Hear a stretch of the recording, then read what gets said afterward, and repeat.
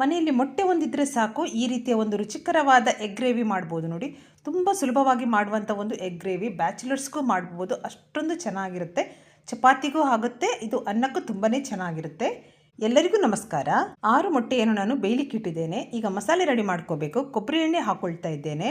ಕೊಬ್ಬರಿ ಎಣ್ಣೆ ಬಿಸಿಯಾಗಿದ್ದ ತಕ್ಷಣ 1 ಸ್ಪೂನ್ ಜೀರಿಗೆ, 1 ಚಿಟಿಕೆ ಸೋಂಪು, 1 ಏಲಕ್ಕಿಯನ್ನು ಹಾಕ್ಕೊಂಡಿದ್ದೇನೆ. ಹಾಗೆ ನಾನೀಗ ಇಲ್ಲಿ ಕಟ್ ಮಾಡಿ ಇಟ್ಕೊಂಡಿರುವಂಥ 2 ಈರುಳ್ಳಿಯನ್ನು ಹಾಕಿ ಈಗ ನಾವು ಇದನ್ನು ಚೆನ್ನಾಗಿ ಫ್ರೈ ಮಾಡ್ಕೋಬೇಕು. ಈ ಗ್ರೇವಿ ಚಪಾತಿ ಪೂರಿಗೆ ತುಂಬ ಚೆನ್ನಾಗಿರ್ತದೆ, ಹಾಗೆ ಅನ್ನಕ್ಕೂ ಚೆನ್ನಾಗಿರ್ತದೆ ನೋಡಿ. 12 ಎಸಳು ಬೆಳ್ಳುಳ್ಳಿ, ಶುಂಠಿ, ಹಾಗೆ 4 ಹಸಿಮೆಣಸಿನಕಾಯನ್ನು ಕಟ್ ಮಾಡಿ ಹಾಕ್ಕೊಂಡಿದ್ದೇನೆ. ಇನ್ನು ಇದನ್ನು ನಾವು ಚೆನ್ನಾಗಿ ಫ್ರೈ ಮಾಡ್ಕೋಬೇಕು.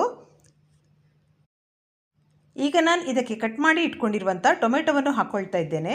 ಟೊಮೆಟೊವನ್ನು ಕೂಡ ಹಾಗೆ ನಾನು ತುಂಬ ಸಣ್ಣ ಸಣ್ಣದಾಗಿ ಕಟ್ ಮಾಡಿ ಹಾಕ್ಕೊಂಡಿದ್ದೇನೆ, ಯಾಕಂದರೆ ಆಗ ಅದು ಬೇಗ ಬೇಯ್ತದೆ. ಹಾಗೆ ಸ್ವಲ್ಪ ಕೊತ್ತಂಬರಿ ಸೊಪ್ಪು, ಪುದೀನವನ್ನು ಕೂಡ ಈಗಲೇ ಹಾಕ್ಕೊಂಡು ಸರಿಯಾಗಿ ನಾವು ಇದನ್ನು ಫ್ರೈ ಮಾಡ್ಕೊಳ್ಬೇಕು.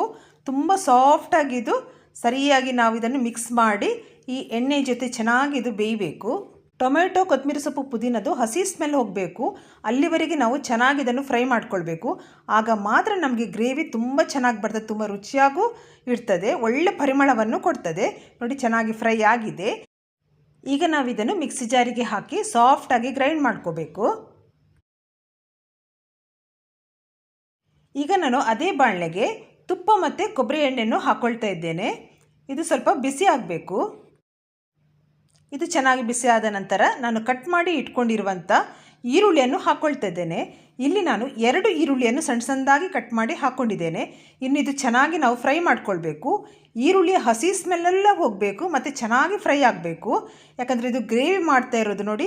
ಈ ರೀತಿ ಕಲರ್ ಚೇಂಜ್ ಆಗಬೇಕಾಯ್ತಾ, ತುಂಬ ಚೆನ್ನಾಗಿ ಫ್ರೈ ಆದರೆ ಮಾತ್ರ ನಮಗೆ ಗ್ರೇವಿ ಸೂಪರಾಗಿ ಬರ್ತದೆ.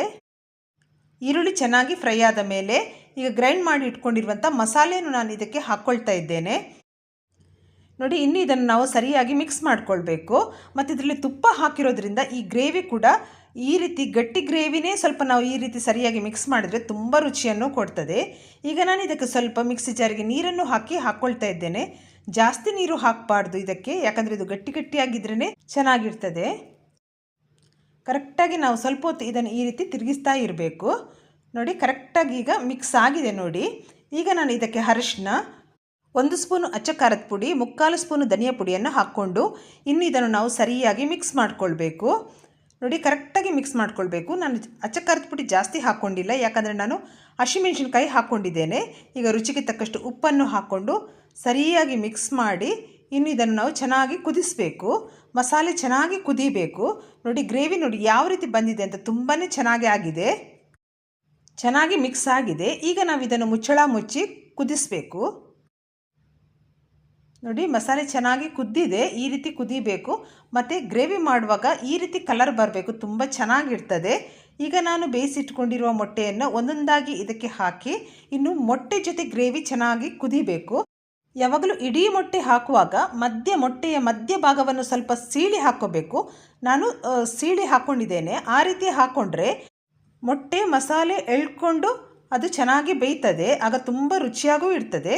ಈಗ ಇದನ್ನು ಮುಚ್ಚಳ ಮುಚ್ಚಿ ಸ್ವಲ್ಪ ಕುದಿಸಬೇಕು. ರುಚಿಯಾದ ಎಗ್ ಗ್ರೇವಿ ರೆಡಿ ಆಗಿದೆ ನೋಡಿ. ಈಗ ತುಂಬ ಸುಲಭವಾಗಿ ಮಾಡ್ಬೋದು ಇದನ್ನು. ಹಾಗೆ ಇದು ಚಪಾತಿ, ಪೂರಿ, ಅನ್ನಕ್ಕೆ, ಪರಾಟಕ್ಕೆ ತುಂಬ ಚೆನ್ನಾಗಿರ್ತದೆ. ಇವತ್ತಿನ ಈ ರೆಸಿಪಿ ನಿಮಗೆಲ್ಲರಿಗೂ ಇಷ್ಟ ಆಗಿದೆ ಅಂತ ನಾನು ಅಂದ್ಕೊಂಡಿದ್ದೇನೆ. ಇಷ್ಟ ಆದರೆ ನೀವು ಇವತ್ತೇ ಇದನ್ನು ಮನೆಯಲ್ಲಿ ಒಮ್ಮೆ ಟ್ರೈ ಮಾಡಿ, ಖಂಡಿತ ನಿಮಗೆ ಇಷ್ಟ ಆಗುತ್ತೆ. ಹಾಗೆ ನನಗೆ ಕಮೆಂಟ್ ಮಾಡಿ ತಿಳಿಸಿ.